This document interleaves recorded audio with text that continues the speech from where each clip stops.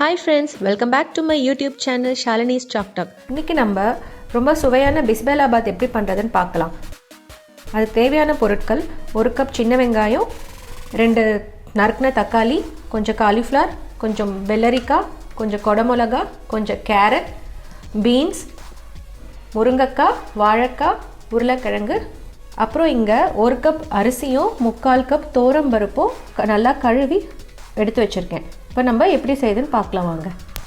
இப்போது ஒரு கடாயில் வந்து நான் 2 டேபிள் ஸ்பூன் கடலைப்பருப்பு, 2 டேபிள் ஸ்பூன் கொத்தமல்லி விதைகள், 1 ஸ்பூன் ஜீரகம், 1 ஸ்பூன் மிளகு, 1 ஸ்பூன் சோம்பு, 1 ஸ்பூன் உளுத்தம்பருப்பு எடுத்து வச்சுருக்கேன். இதை வந்து இப்போ நம்ம வெறும் கடாயில் கொஞ்சம் வாசனை வர வரைக்கும் வறுக்க போகிறோம்.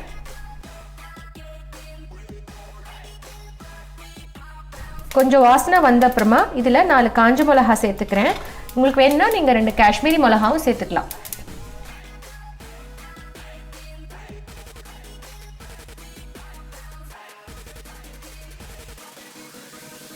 ஃப்ரெண்ட்ஸ், இப்போ நம்ம ஆற வச்ச மசாலாவை நல்லா ட்ரையாக பவுடர் பண்ணி கொண்டு வந்துட்டோம். இதுதான் இப்போது பிசிபெலாபாத் மசாலா ரெடி ஆகிடுச்சு.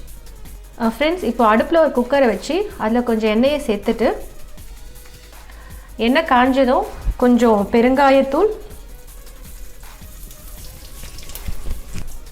கொஞ்சம் மஞ்சள் தூள் கொஞ்சம் இப்படி வதக்கிக்கலாம்.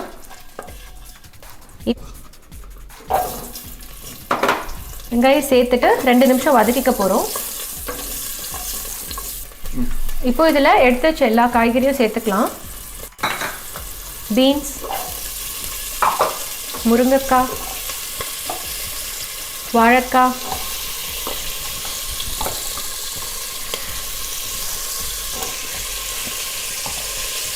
கொடமிளகா,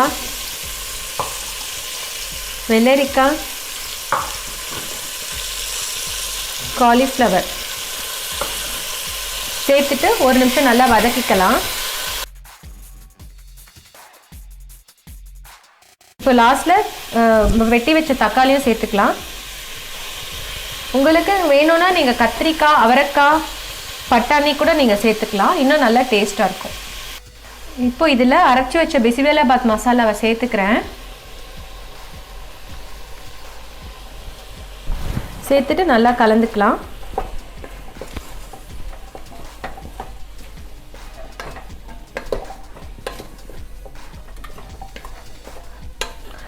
இதில் கொஞ்சம் உப்பு சேர்த்துக்கலாம். நான் இன்றைக்கி கல்லுப்பு சேர்க்குறேன். ஸோ இதில் தேவையான அளவு உப்பு சேர்த்துக்கலாம். சேர்த்துட்டு 2 நிமிஷம் நல்லா கலந்துக்கோங்க.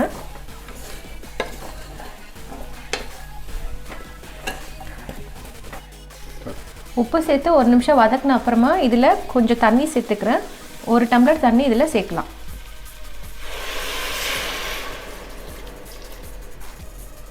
இப்போது காயெல்லாம் நல்லா கலந்துட்டு குக்கரில் ஒரு 2லேருந்து 3 விசில் வர வரைக்கும் நம்ம வேக வச்சு எடுத்துக்கலாம்.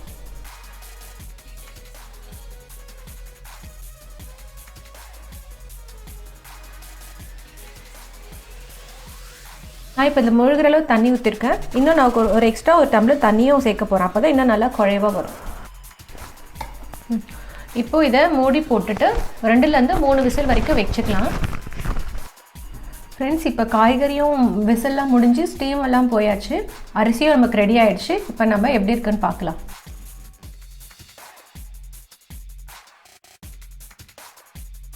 இப்போது காயெல்லாம் நல்லா வெந்துருச்சு. இப்போ நம்ம இந்த அரிசியை வந்து இந்த வெந்த சாதத்தை வந்து இந்த காயில் போட்டு மிக்ஸ் பண்ணி நல்லா கலர போகிறோம்.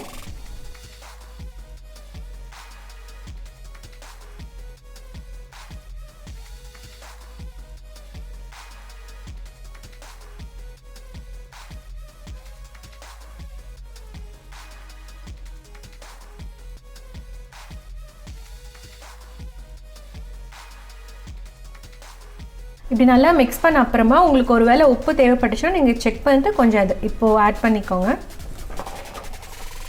ஸோ ஃப்ரெண்ட்ஸ், இப்போ இந்த அடுப்பை வந்து நம்ம லோ ஃப்ளேமில் வச்சுட்டு நம்ம பக்கத்தில் ஒரு சின்ன கடாயை வச்சு தாளிச்சிக்க போகிறோம். கொஞ்சம் எண்ணெய் ஊற்றி கடுகு உளுத்தம்பருப்பு போட்டு அதில் சேர்த்துடலாம். கடுகு உளுத்தம்பருப்பு எண்ணெய் ஊற்றி கடுகு உளுத்தம்பருப்பு சேர்த்துக்கிறேன்.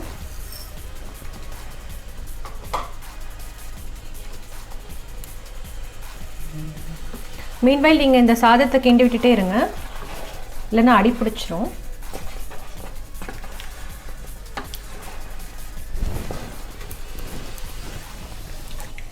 இதில் இதோட கொஞ்சம் கொத்தமல்லி இதோட எண்ணெயிலே கொஞ்சம் சேர்த்துக்கலாம், கொஞ்சம் நல்ல டேஸ்ட்டாக இருக்கும்.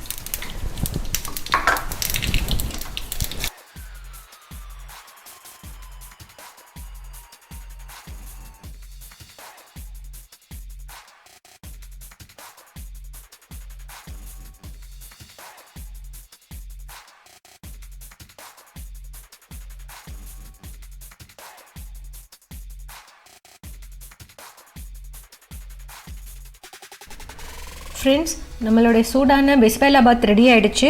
கண்டிப்பாக இதை வீட்டில் ட்ரை பண்ணி பாருங்கள். ட்ரை பண்ணி உங்கள் கமெண்ட்ஸ் என்னோட ஷேர் பண்ணுங்கள். Please like, share and subscribe to Shalini's Chalk Talk YouTube channel for more videos.